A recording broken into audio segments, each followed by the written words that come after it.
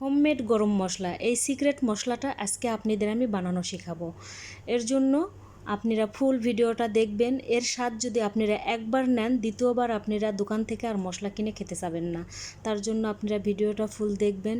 আসসালামু আলাইকুম, সবাই কেমন আছেন? আশা করি ভালো আছেন, আমিও ভালো আছি আলহামদুলিল্লাহ। মশলাটা বানানোর জন্য আমি প্রথমে 1 কাপ জিরা নিলাম। এই বাটিটা আমার 1 কাপ পরিমাণ, এজন্য এই বাটিটা দিয়েই আমি মেপে নিব। তারপর আমি 1 কাপ ধনিয়া নিলাম, হাফ কাপ মৌরি বা মিষ্টি জিরা নিলাম,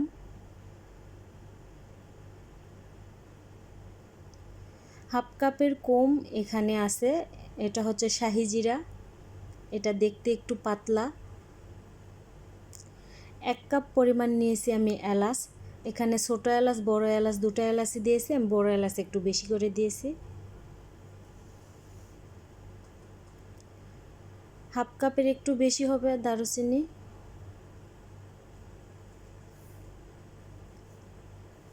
হাফ কাপের একটু কম হবে জয়িত্রী,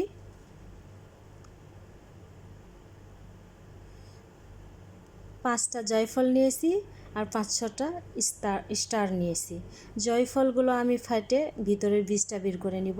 আর 8-10টা তেজপাতা নিয়েছি, মাঝখান থেকে কেটে নিয়েছি। এখানে হাফ কাপ পরিমাণ গোলমরিচ নিয়েছি, সাদা এবং কালো দুটো মিক্স করে নিয়েছি আমি। আপনারা যে কোনো একটাও দিতে পারেন।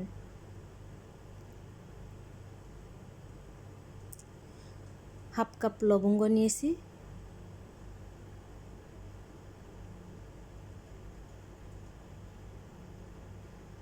আর কয়েকটা শুকনো মরিচ। এই সবগুলো আমি এখন রোদে দিব। আপনারা কিন্তু গ্যাসের চুলার নিচে দিয়ে রেখেও এটা বানাতে পারেন, মুচমুচে হলে তখন ব্লেন্ডার করবেন। আমার এখানে রোদ আছে, আমি রোদে দিব। অথবা আপনারা তেলেও বানাতে পারেন, তবে তেলে বানালে আমার কাছে মনে হয় একটু স্বাদের হেরফের হয়। তো এখানে তো প্রচুর রোদ আছে, রোদের কোনো সমস্যা নাই, আমি রোদে দিব।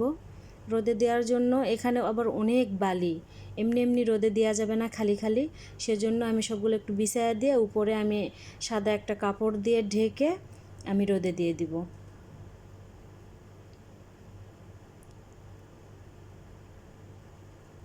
আমি কাপড় নাড়ে দেওয়া স্ট্যান্ডের উপর দিয়ে রাখছি, দেখেন আমি আধা ঘন্টা পরে উঠায় নিয়ে আসতেছি। আমার সবগুলো কিন্তু মুসমুসে হয়ে গেছে। আপনাদের ওখানে যদি রোদ কম থাকে তাহলে আরও কিছুক্ষণ বেশি রাখতে পারেন আপনারা। আমার সবগুলো ইয়েগুলো ভেঙে দেখাইতেছি, দেখেন মুসমুসে হয়ে গেছে। আমি এখন ব্লেন্ড করে নিব সব একে একে।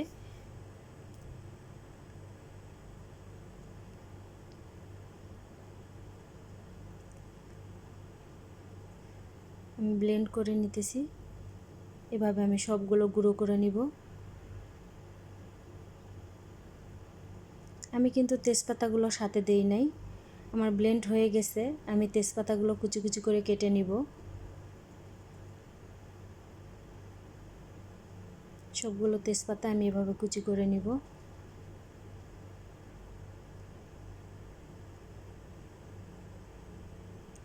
এবার এটা আমি রাখার পদ্ধতিটা বলতেছি। এরকম কাগজে করে নিয়ে 2 চামচ করে নেবেন, নিয়ে কয়েকটা তেজপাতা দিয়ে এটা সুন্দর করে মোড়ায়া রাখবেন। ভিতরে যেন কোনো হাওয়া না থাকে, চাপ দিয়ে হাওয়াটা বের করে দিবেন, দিয়ে এভাবে রাখবেন। যদি আপনারা পটে রাখেন সমস্যা নেই, পটে রাখলে হবে কি বারবার খোলামেলার কারণে স্মেলটা চলে যাবে। আর এভাবে রাখলেন 1 কেজি মাংসতে একটা টোপলা দিয়ে দিলেন, আর যদি মুরগির মাংস হয় তো 1.5 চামচ দিবেন। তো কেমন হয়েছে আমার মশলাটা আপনারা জানাবেন। আসসালামু আলাইকুম, আল্লাহ হাফেজ, সবাই ভালো থাকবেন।